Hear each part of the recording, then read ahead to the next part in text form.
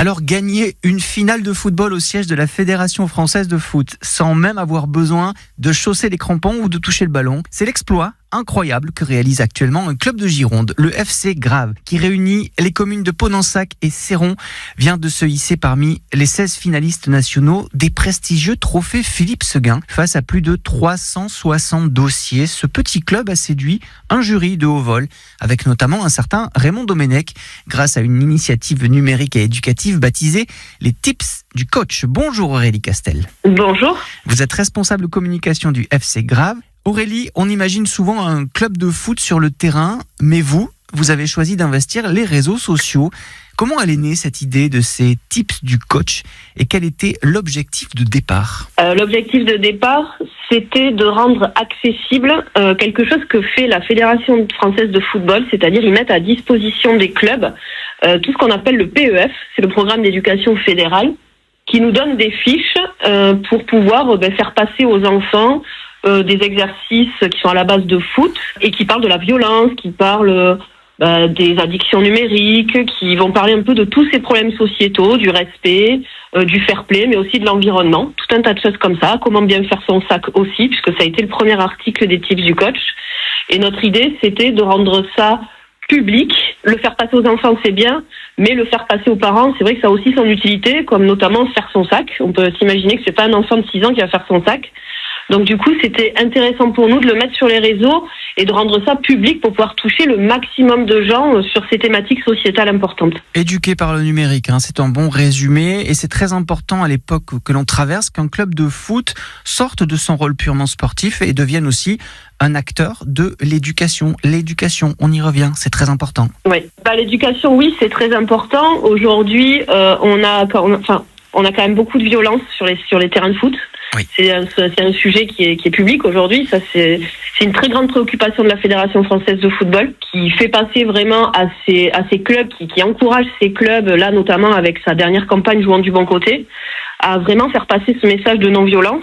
Et là, nous, avec les tips du coach, on a décidé de prendre une orientation un petit peu plus à la racine, comme j'aime bien dire, et vraiment de commencer à éduquer les enfants sur la santé mentale, sur la gestion des émotions, puisque pour moi, c'est vraiment ça qui est à la base. C'est-à-dire qu'aujourd'hui, peut-être que si on crie tous au bord des terrains ou des fois dans notre voiture, des choses comme ça, c'est peut-être parce qu'il y a une mauvaise gestion des émotions à la base et peut-être que ce sont des choses qu'on nous apprend pas. Et aujourd'hui, le football, il réunit tellement d'enfants que ça me paraît vraiment très intéressant de passer par ce biais-là pour avoir cette éducation-là, cette éducation un peu émotionnelle et puis qui répond à tout ce savoir-vivre aussi. La preuve par l'exemple, et c'est très important qu'on s'empare de ce sujet. Dans un instant, on va parler du grand oral devant Raymond Domenech. Vous ne bougez surtout pas, Aurélie Castel, responsable communication du FC Grave. À tout de suite. Le FC Grave qui réunit les communes de Ponensac et Céron, qui vient de se hisser parmi les 16 finalistes nationaux des prestigieux trophées Philippe Seguin. Aurélie Castel, vous êtes responsable communication du FC Grave.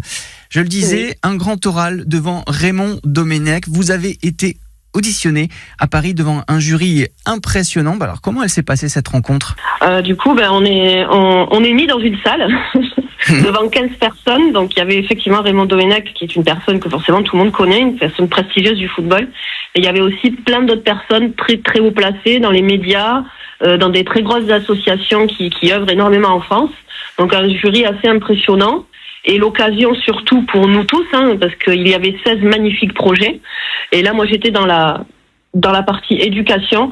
Et c'est vraiment, au-delà du fait d'être impressionnant, ça nous donne l'opportunité de faire passer notre message auprès de toutes ces personnes qui peuvent peut-être nous écouter et peut-être un jour à nous aider à faire grandir ce message et à le passer au niveau national, puisqu'aujourd'hui, c'est vraiment ça ce dont on a envie. C'est ça, selon vous, qui a fait pencher la balance en faveur du FC Grave face à ces centaines d'autres projets ? Quand le projet est choisi parmi les 16, il y a toutes ces personnes-là qui voient le dossier.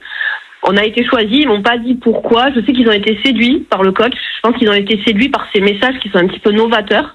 Parce que quand on parle de plus en plus de santé mentale, de choses comme ça touche. Ce sont des problèmes aujourd'hui sociétaux. On a une société qui aujourd'hui est de plus en plus en mal-être, en burn-out. On a beaucoup d'adolescents qui sont en mal-être. On a beaucoup de problèmes qui circulent sur les réseaux sociaux. La dépression, la scarification, ce sont des choses qui sont quand même graves. Et aujourd'hui, tout ça, c'est un peu employé. Tout le monde emploie un peu ces termes sans trop savoir où on va. Et moi, je trouve que c'était hyper intéressant de partir de la base, de redéfinir la violence, de redéfinir la discrimination, de mettre ça en rapport avec le vivre ensemble.